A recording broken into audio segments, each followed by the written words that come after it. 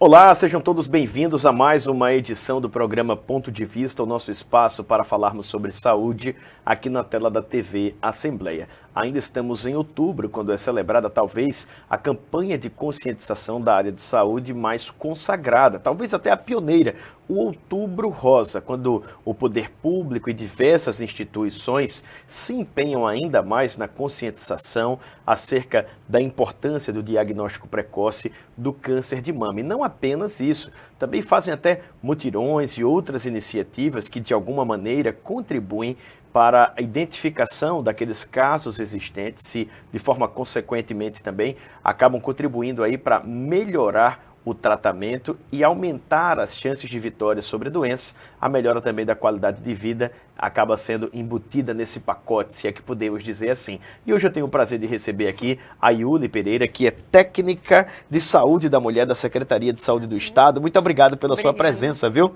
Você veio a caráter de rosa já para celebrar também esse momento. É um indicativo de que todo mundo da Secretaria, de alguma maneira, acaba também se envolvendo com essa missão tão nobre, né? Sim, para nós da Secretaria, o Outubro Rosa é verdadeiramente um evento, não é uma ação um dia apenas. É um mês inteiro trabalhando a temática. Então a gente veste a camisa do 1º de outubro, às vezes até um pouquinho antes, né? Até o último dia, porque realmente são muitas ações voltadas para essa temática, para o Outubro Rosa, pensando nessas mulheres. Como é que vocês se organizam, Iuly, internamente para o Outubro Rosa? Naturalmente, para quem está de fora, parece que quando vira o mês, já tinha um pacote de ações guardado lá na CESAL, que é só iniciar, mas não é bem assim. Isso é o resultado de uma construção que deve demorar muitos meses até que seja de fato consolidada. Como é internamente esse trabalho? Então, para chegar nas ações de Outubro Rosa, a gente já vem com uma programação muito prévia, assim, desde o início do ano, a gente vem pensando nas atividades que a gente vai promover, vem avaliando os indicadores, para que as ações sejam feitas da forma mais assertiva possível. Então, assim, a gente faz a articulação com algumas secretarias para algumas ações, para que a gente contemple nesse mês o máximo de ações possíveis para a população. E quando você diz que se integra a outras secretarias, são outras secretarias de Estado, Isso. mostrando aí, evidenciando aí que há uma união de esforços ainda maior. Não é só dentro da CESAL, que já é grande, que já tem presença aí em praticamente todos os municípios, mas é um empenho ainda maior. Sim, a gente faz articulação com outras secretarias de Estado, exemplo da Secria, da Celage e de outras parcerias nossas. Com municípios também? Sim. Por exemplo, agora a gente teve a abertura estadual do Outubro Rosa, que foi dia 1º, e aí foi uma atividade que foi feita pela Secretaria de Estado, no caso pela CESAL, pela parte de saúde da mulher, pela SUNCA, que a gente chama, né, internamente, mas que foi voltada para os municípios. Então, a gente enviou o convite para os 102 municípios para que eles se fizessem presentes nessa programação neste dia, que foi voltada realmente para relembrar com os casos, para relembrar como é o diagnóstico inicial, para remeter e trazer um pouco do autocuidado. Então, a gente teve profissionais médicos, a gente falou um pouquinho sobre um programa que a gente tem, que é o programa AMSE. Foi conversado também com relação à reconstrução mamária, que entra dentro desse programa, mas também conversamos sobre a reconstrução da areola, que é uma outra coisa que a gente é nova aqui no estado, mas que a gente vem vendo cada vez mais a importância. Então, a gente tentou trazer um pouquinho de cada aspecto assim do que tinha mais novo, para que os municípios também ficassem por dentro de como as coisas estão andando. E para fechar esse dia, a gente trouxe o depoimento de uma pessoa que passou pelo tratamento de câncer de mama, obteve sucesso, e veio com uma história muito positiva, assim, realmente, para a gente mostrar que fazendo o diagnóstico o mais precocemente possível, é sim possível passar por isso e passar de uma forma boa. É interessante também porque outros grupos, outras instituições acabam se envolvendo também de uma forma muito intensa. Há exemplo, por exemplo, da própria Rede Feminina de Combate ao Câncer. Sim. Há também parcerias, ações que têm essa concentração tanto de entes públicos quanto de ONGs e outras iniciativas? Nesse ano, a gente teve algumas parcerias. A gente teve com o Instituto Avon, uma parceria que já está selada, mas com as instituições mais próximas aqui não. Até porque, como o mês de outubro, como eu falei, ele é muito movimentado para eles também. Então, acaba que, às vezes, até tem a iniciativa de ambas as partes, mas as agendas não chegam a um consenso. O que não deixa de ser bom, porque no É. final das contas, quanto mais ações, Sim, melhor para a melhor, população, com né? certeza. Agora, uma coisa que talvez possa passar na mente de alguém mas todo ano tem outubro e essa campanha Outubro Rosa, de novo, não já se falou tanto disso? E eu queria saber de você, qual a importância na ótica de quem faz saúde, sobretudo na sua ótica que está dentro de uma pasta, da principal pasta, claro, e também de um departamento que lida especificamente com a saúde da mulher? É muito importante porque é um momento para a gente voltar a população para o autocuidado. Para essas mulheres, não que não aconteçam casos de câncer de mama com homens, só que a gente sabe que é mais comum, é mais prevalente em mulheres. Então a gente se volta para que essas mulheres tenham essa atenção consigo mesmas, para o autocuidado, para se permitirem parar e se avaliar e cuidar da própria saúde, fazer os exames. É um momento de relembrá-las, que é necessário sim passar por esses processos, que às vezes são até desconfortáveis para a mulher. Talvez você não se reconheça nesse público, né? Mas os exames femininos, de um modo geral, eles não são exames muito confortáveis. A mamografia, ela causa um certo desconforto, mas é uma coisa que a gente entende que é necessário. Não é um exame que a pessoa faz tal e não sente dor, por exemplo. Mas é um exame que é necessário, ele é muito importante e é uma dor muito passageira, não é uma dor insuportável, nada. Só que para fazer o exame, é um exame de imagem. Então, há um equipamento que duas plaquinhas, diríamos assim, se estreitam na mama para poder fazer a imagem dessa mama. E algumas mulheres relatam uma certa sensibilidade maior. Só que se a gente fosse se prender apenas a esses detalhes, a mulher às vezes acaba negligenciando o seu cuidado, se deixando um pouco de lado. E aí a gente traz isso sim, que é importante, é possível, e a própria secretaria vem trazendo mais oferta desses exames para essas mulheres, principalmente nesse mês. A gente não desconsidera que é um incômodo, né? Sim. Mas é um pequeno incômodo momentâneo que pode garantir a sua saúde e a vida inteira, no final das contas, né? Ainda há muita desinformação, e faço essas perguntas assim que às vezes parecem até um pouco mais ingênuas, porque a gente acaba convivendo com pessoas no dia a dia que já têm um determinado esclarecimento, mas vocês falam com o público inteiro feminino de Alagoas, e até masculino também, né? Como você bem disse, pelo menos 1% desses casos de câncer de mama acabam atingindo homens também. Essa é uma informação, acabei de dar uma olhada aqui, do próprio Ministério da Saúde, e infelizmente a doença está sendo crescente, principalmente entre homens mais jovens. É um alerta também para, em qualquer caso de alteração, o homem procurar o seu médico para receber os encaminhamentos devidos. As mulheres ainda, apesar de tanta intensificação da campanha, de tanta informação na internet, no dia a dia, no posto de saúde, vocês ainda encontram pessoas que dizem assim, eu posso ter isso mesmo. E como é esse negócio de mamografia? Faço onde? Desencontros de informações com relação aos exames a gente ainda vê, mas isso é facilmente sanado porque o governo do estado, inclusive, lançou um card com as informações dos locais onde são feitas essas mamografias.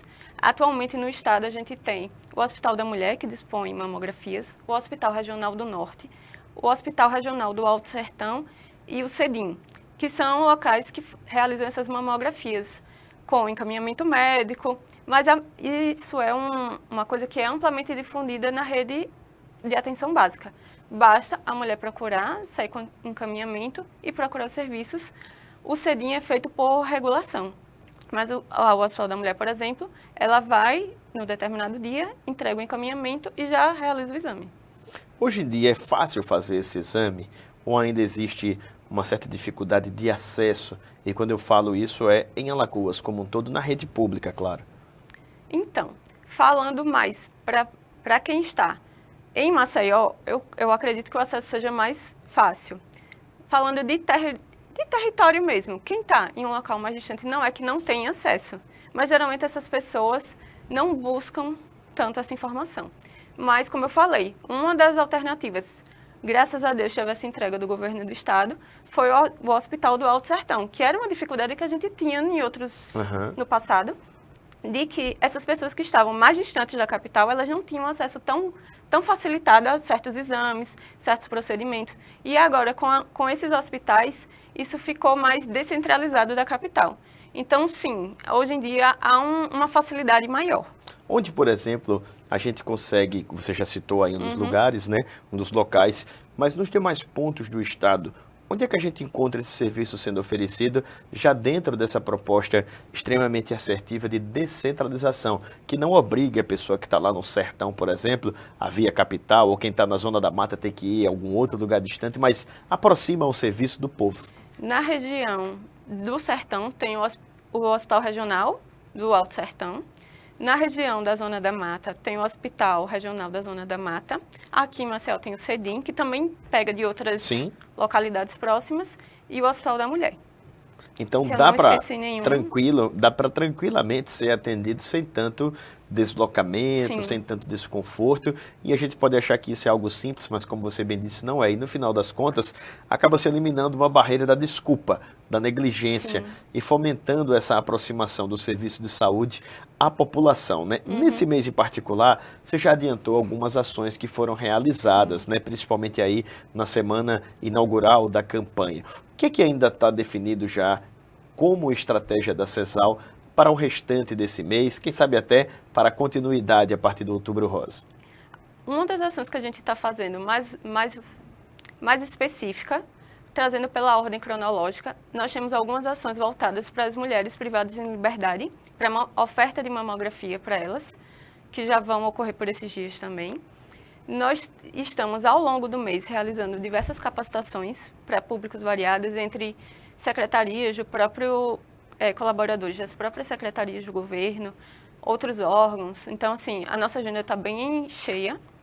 E agora, no dia 13 de outubro, a gente vai ter uma mega ação, que é a Arena CESAL, que vai ser lá na Orla Ponta Verde, na Rua Fechada, que é uma ação voltada realmente para o público, de modo geral. Então, a gente programou bastante coisa para esse dia. Tanto atividades físicas, né, zumba, disponibilização de teste rápido, autoexame das mamas, encaminhamento para exames. Então, assim, a gente pensou numa mega estrutura realmente para a população alagoana. Então, está feito o convite, dia 13, todo mundo lá, a partir das 8 horas da manhã. É só chegar nesse caso aí em particular, né? É só chegar. Depois isso. Ainda tem mais iniciativas semelhantes ao longo desse mês? Desse nível, a gente só conseguiu dia 13, porque, como eu falei, como é um mês que a agenda é bastante cheia, não só a nossa, mas de programação na orla, de coisas de outras instituições e tudo. Então, a gente não consegue fazer coisas macro, assim, com tanta facilidade. Mas tem pequenas atividades pontuais que vêm sendo feitas ao longo do mês. E como é que você avalia a receptividade das mulheres, quando vocês chegam ali para fazer essa abordagem, e não digo nem apenas das mulheres, né, que às vezes ela está ali acompanhada do namorado, do marido, né, o filho está junto, como é que a população tem reagido a essa aproximação benéfica cada vez maior? Eu vejo que elas estão recebendo com carinho, porque como eu falei anteriormente, é um momento que elas param um pouco e pensam sobre si, olham para si. Então, é uma oportunidade que elas veem até com bons olhos, porque acaba que facilita um pouco o entendimento delas e também elas veem que as pessoas, os profissionais de saúde, estão voltados para a assistência delas, assim, mais voltados para isso. Eu digo para elas, mas assim, para os homens também, só que a gente tem a tendência a puxar mais para quem é mais prevalente, né, que são as mulheres. Mas acaba sendo muito, muito bom, a gente está tendo uma boa receptividade. E é importante que a gente esclareça também alguns pontos mais elementares, mais básicos, como, por exemplo, quando é que a mulher deve começar a se preocupar em fazer o exame da mama? Tem alguma idade específica? É só no caso dela sentir ou perceber alguma alteração? Como é que é a recomendação padrão? Então, o recomendado para mamografia são mulheres de 50 a 69 anos, que é a faixa etária padrão ouro. Isso não significa que outras mulheres não possam realizar, só que são casos que devem ser avaliados de acordo com cada situação. Mulheres mais jovens, elas podem realizar e devem realizar no lugar da mamografia, devido à composição da própria mama, o exame de ultrassonografia. E mais importante do que esses exames de imagem, a princípio, é que essa mulher reconheça em si o que é normal e o que não é normal, o que é esperado. Né? Isso. Que em algum momento ela saiba que ao se tocar, se ela percebeu alguma coisa diferente, um carocinho, se ela percebeu a saída de algum líquido diferente de uma mama para outra, se a pele está com um aspecto diferente, com uma cor diferente. Então, assim, que ela se reconheça o normal dela para saber identificar se tem alguma alteração e aí, precocemente, conseguir buscar essa ajuda. Como é a questão também do exame do toque? Muita gente acha que é só dar um toquezinho ali superficial, mas não. Tem uma recomendação específica, né, para esse movimento. Ele deve ser feito por mulheres mais jovens, só a partir também dos 50? E como é na prática que a mulher deve fazê-lo? Como eu falei, o ideal é que a mulher ela se reconheça, independente da idade. Ela saiba identificar o que é normal do corpo dela e o que não é. Então, não tem uma faixa etária para você ir tocando na sua mama e reconhecer qual é a textura dela, quais aspectos que ela tem. Isso a gente não orienta mais, que antigamente já tinha. E os movimentos são, basicamente, você segura a mama com a mão. Primeiro você faz antes do toque em si, você faz uma análise visual. Sim. Você faz uma análise com os braços abaixados para ver como é que está a mama, levanta os braços, coloca os braços atrás da cabeça, para ver como é que a mama se comporta com esses movimentos. Depois que você passa por essa parte, você realmente vai para a parte do toque. E aí o toque você vai avaliar primeiro a areola, se tem expressão de alguma coisa saindo dos mamilos, e vai tocar na mama em movimentos circulares e até essa região da axila também, e em movimento vertical, de cima para baixo, para ver todas as áreas da mama. É importante também ver a região da axila, que algumas pessoas costumam esquecer, considerando só a mama mesmo, mas a axila também faz parte desse complexo de glândulas que envolvem a mama. Então, é importante fazer essa avaliação dos dois. E, principalmente, se identificar alguma coisa, não ficar extremamente preocupado, porque as mulheres também têm algumas alterações que são benignas, que são boas, que são próprias, que são fisiológicas naturais, da mama, naturais. E aí, também não entrar em pânico, né? Que eu acho muito importante. Você saber se identificar, perceber alguma coisinha diferente, procura logo o atendimento médico para fazer a avaliação e descartar qualquer coisa. Há um aspecto interessante nisso que você falou, porque toda essa insistência, podemos até dizer assim, todo esse empenho, né, uma palavra melhor, do poder público para essa conscientização, é justamente para que, caso haja alguma alteração, ela seja identificada da forma mais precoce possível para facilitar toda a assistência a essa mulher, né? A CESAL oferece, além da informação, além dessa estratégia de aproximação quase que corpo a corpo, se é que a gente pode dizer assim, outros mecanismos, outras estratégias também preventivas para evitar a doença? Então, para evitar câncer de modo geral, tem a carga genética, fisiológica, né, que envolve, e tem os hábitos, que a gente chama. Hábitos, quais seriam? Evitar tabagismo, sedentarismo, praticar atividade física, alimentação. Então, esses são fatores que são individuais. A própria pessoa busca a sua melhoria com relação a isso. Já os fatores que são genéticos, eles são inerentes. A gente não tem como tirar da mulher ou do homem esses fatores. O que a gente consegue fazer é promover, já pensando de uma forma mais macro, promover saúde através das articulações com outras secretarias, para a prática de atividade física, de alimentação saudável. E isso para a população de um modo geral, mas pensando também para a mulher nessa época. Dei uma pesquisada aqui, o Instituto Nacional do Câncer informa que a chance de cura do câncer de mama é de mais de 90%. Quando a doença é detectada precocemente, né? Então, você tem um percentual altíssimo de possibilidade de vencer a enfermidade, de vencer o seu problema, quando faz também a sua parte. O poder público está se empenhando, mas a gente precisa dizer também que é um dever da mulher e até do homem, em caso de alteração, do homem talvez seja até mais perceptível, né? Justamente por não ter esse volume na mama, de se observar e buscar inicialmente um médico. A mulher tem um mastologista, já pode ir ali direto, mas indo ao médico, o profissional de saúde, com certeza, até no posto de saúde, já vai perceber ali qualquer alteração, né? E a partir dali fazer esse encaminhamento. Esse fluxo costuma ser o natural, eu posso ir ao posto de saúde, posso ir ao clínico geral lá do meu Sim. plano de saúde para que ele dê uma avaliada, ainda que preliminar, e a partir daí faça o encaminhamento devido. E eu pergunto algo que Isso. também parece óbvio, pelo fator que você disse que é o emocional. Às vezes eu fico tão preocupado ali com uma alteração que pode ser benigna, que talvez seja interessante procurar o mais rapidamente uma segunda opinião e naturalmente mais qualificada. Sim, isso. O caminho é esse mesmo. Identificou alguma coisa diferente, procura um médico. Pode ser que não consiga, a princípio, uma consulta com um especialista, alguma coisa assim, tanto falando em rede privada, né, quanto pública. Mas que você busque uma opinião profissional e aí ele vai lhe dar os encaminhamentos para fazer algum exame, para realmente detalhar isso e confirmar ou descartar alguma coisa. O mais importante disso, vem sendo um pouco até das ressalvas que a gente tem do medo de um possível diagnóstico, é que a gente, se estiver com algo, identifique o mais precoce possível, como Sim. você falou. Agora, suponhamos que, infelizmente, essa pessoa tenha a confirmação daquela suspeita e seja fechado o diagnóstico de câncer de mama. A partir desse momento, como é dentro da rede pública de saúde, pelo SUS, esse cuidado para a mulher ou até mesmo, eventualmente, para o homem que tem o câncer de mama?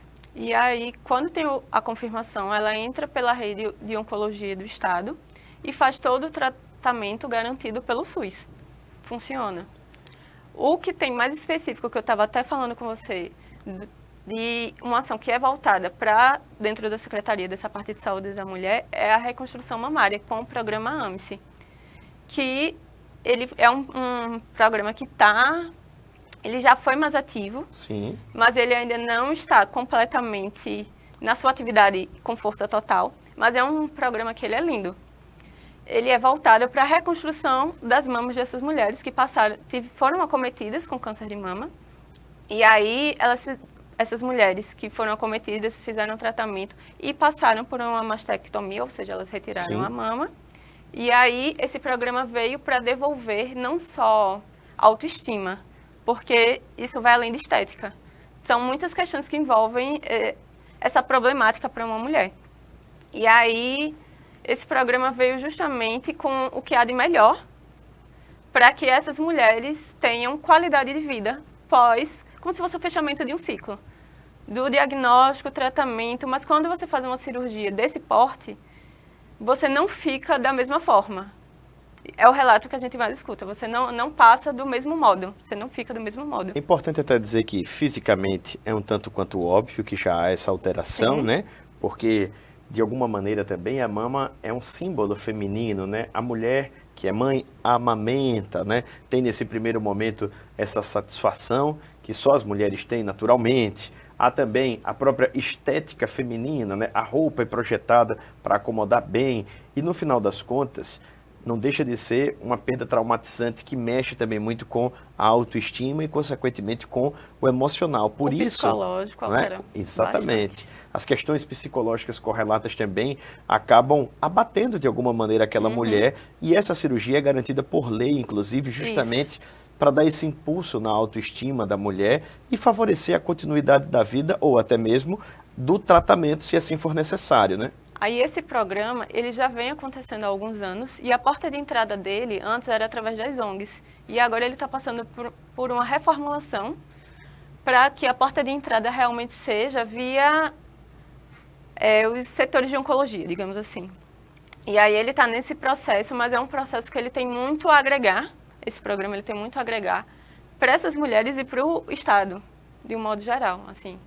É algo muito diferente, que eu não conhecia iniciativa em outros estados, por exemplo. E a gente fala muito de exame para detecção, fala da cirurgia, né? Ou até mesmo do tratamento mesmo de químio, de rádio, para um caso eventualmente confirmado. Mas dentro da rede pública de saúde, existe também um suporte para essa saúde mental da mulher que está enfrentando a doença, que consequentemente, pela debilidade que muitas vezes o tratamento impõe até a cura efetiva, a remissão, também outros cuidados, como por exemplo, nutrição, ela precisa, uma recomendação ali para uma atividade física mais permanente, o acesso à medicação, como é essa cadeia estrutural para a garantia do tratamento? Então, a rede de oncologia, ela não é composta apenas pela questão do tratamento. Tem que prover quimioterapia, cirurgia, radioterapia. Não, é uma questão realmente mais abrangente, mais complexa. Ela tem uma equipe multi, que isso é fundamental. Não tem como você, hoje em dia, não tem como você cuidar de uma pessoa de maneira plena sem ser com uma equipe multiprofissional. Ninguém cuida sozinho. Tem médico, é importante a função do médico, é importante a função do enfermeiro, é importante... Cada um tem seu papel. E eles têm que estar muito bem coordenados e engajados para que isso funcione. Então, assim, não é diferente no caso dos tratamentos oncológicos. Cada um tem seu papel dentro do tratamento oncológico e vem funcionando. Tem nutricionista, psicólogo, médico, enfermeiro, e todos eles estão empenhados no cuidado a essas pessoas que foram acometidas com cânceres. Você acredita que esse tratamento holístico, né, multiprofissional, acaba favorecendo também um melhor tratamento, não um melhor tratamento, mas melhores resultados dentro desse tratamento ofertado ao paciente? Sim, sim, com certeza. E eu trago um pouco até do relato da nossa convidada do evento que eu disse da abertura, que ela relatou justamente isso, que fez muita diferença para ela a equipe multiprofissional que assistiu ela. Ela fez o tratamento todo pelo SUS e ela enalteceu isso, que fez diferença o cuidado que as pessoas tinham com ela, assim. E eu ainda vou além, faz diferença também como você passa por isso. O seu psicológico passando por esse momento. Faz total diferença para o seu prognóstico, para como você está rompendo essa barreira do câncer.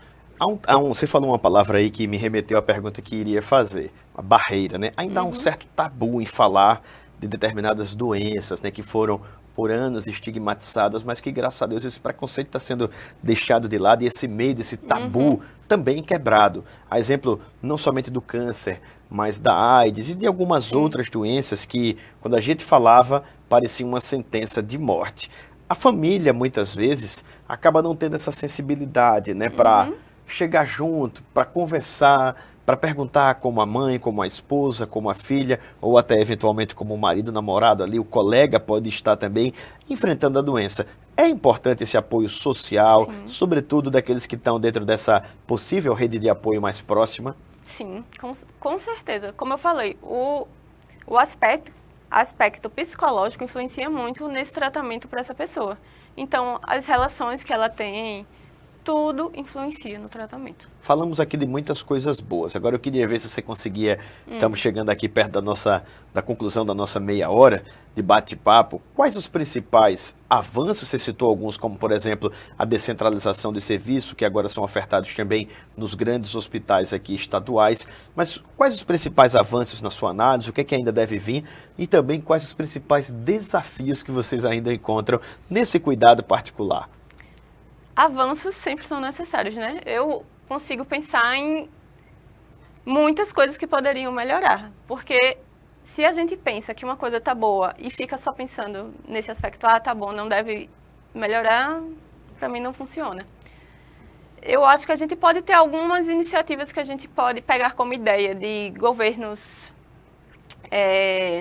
estados vizinhos, por exemplo, e trazer um pouco para Alagoas também, para que a gente cresça mais ainda. A ideia é essa, que a gente oferte cada vez mais serviços, cada vez mais demandas atendidas dessa população. Então, a ideia é crescer. Não tem E os desafios que, na sua opinião, vocês ainda enfrentam, mesmo com todo esse esforço para levar informação, para atrair, para cuidar?